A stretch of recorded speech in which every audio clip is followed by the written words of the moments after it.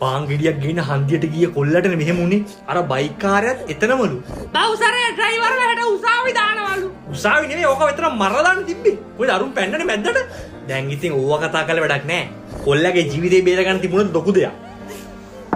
දොස්තර මහත්තයා නරක ආරංචියක්. ඔයාලගෙන් හිත හයියම කෙනා පොඩ්ඩක් රූම් එක ඇතුළට එනවද? මේ මොකද්ද බං උනේ? මං ඉතින් කකුල කපලා හරි අරුව බේරගනි කියලා. මල්ලි නැති වුණා අංකල්. හෙට අඟහරුවාදනේ. අවසන් කටයුතු අනිද්දාට තියාගමු නේ. අඟහරුවද හොඳ නෑ නේ නේ.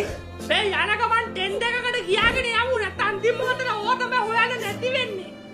සයින් එක දාලා බොඩි එක රිලීස් කරන්න කතා කරන්නේ නැත්තේ. මම ගිහින් එන්නම්. උඹලා ඇන්ටිබෝඩ් එක බලාගනි.